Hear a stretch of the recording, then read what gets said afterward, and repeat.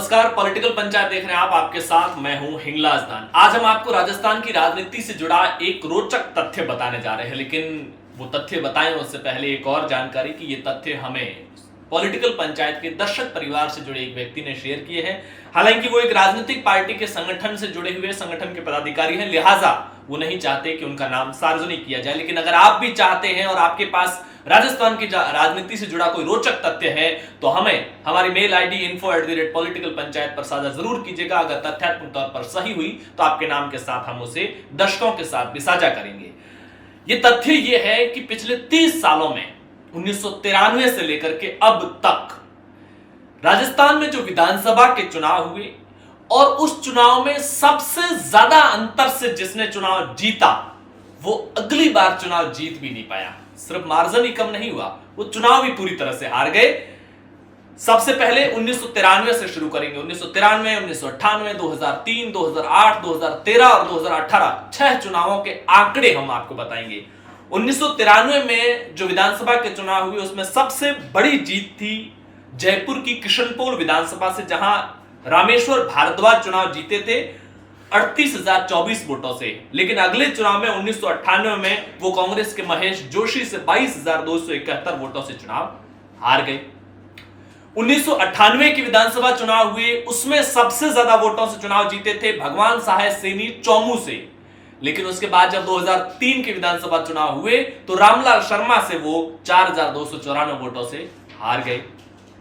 2003 का चुनाव सबसे ज्यादा वोटों से जीता था श्री गंगानगर के सीट से सुरेंद्र सिंह राठौड़ ने 35,922 वोटों से। लेकिन अगले ही चुनाव में 2008 के जब चुनाव हुए, हालांकि सुरेंद्र सिंह राठौड़ का 2008 के चुनाव से पहले निधन हो गया था, 2008 के जो चुनाव हुए विधानसभा के वो सबसे ज्यादा अंतर से जीते थे नींबा हेड़ा विधानसभा सीट से उदयलाल आंजना ने। लेकिन जब 2013 के विधानसभा चुनाव हुए तो बीजेपी के श्रीचंद कृपलानी ने उदयलाल आंजना को 3,370 वोटों से हरा दिया। श्रीचंद कृपलानी वसुंधरा राज्य सरकार में मंत्री भी रहे थे।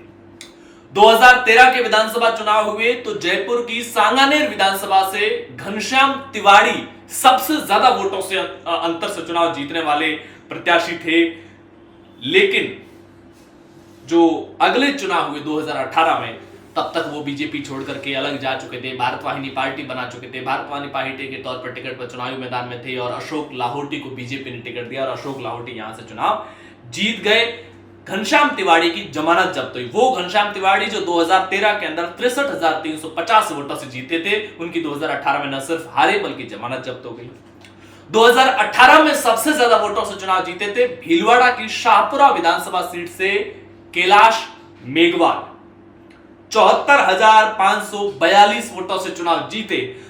लेकिन 2023 के चुनाव से पहले उनकी भी स्थिति वही हुई जो घनश्याम तिवारी की स्थिति हुई। बीजेपी के साथ रिश्ते उनके अच्छे नहीं रहे, उन्होंने पार्टी छोड़ी, चुनाव लड़ा। बीजेपी ने यहां पर लालाराम बैरवा को टिकट दिया और बीजेपी के लालाराम बैरवा से कैलाश मेघवाल 65,352 वोटों से चुनाव हार गए। जो खुद 74,000 से चुनाव जीते थे वो वापस उल्टा 65,352 वोटों से चुनाव हार गए। अब 2023 की बारी। 2023 में सबसे बड़ी जीत जयपुर की विद्याधर नगर सीट से दिया कुमारी की थी, जो राजस्थान सरकार में फिलहाल डिप्टी सीएम है। 71,368 वोटों से जीती। 2028 के चुनाव परिणाम कैसे रहेंगे? अगर यही ट्रेंड रहता है तो क्या दिया कुमारी 2028 में विधानसभा चुनाव हार जाएगी? दिया कुमारी के अलावा अगर बड़ी जीत की बात करते हैं तो नंबर 2 पर डूंगरपुर की 84 विधानसभा सीट से राजकुमार रौत चुनाव जीते थे 69,666 वोट से। हालांकि राजकुमार रौत इस बार लोकसभा चुनाव में सांसद बन चुके हैं तो लिहाजा वहां पर उपचुनाव होगा। तीसरे नंबर पर जयपुर की शाहपुरा विधानसभा सीट से मनीष यादव जो कांग्रेस के थे वो 64,908 वोटों से जीते। और चौथे नंबर पर भीलवाड़ा की सहाड़ा विधानसभा, जहां से लादूलाल पीतलिया चुनाव लड़े थे, बीजेपी के 62,519 वोटों से चुनाव जीते। ये बड़ी जीत है।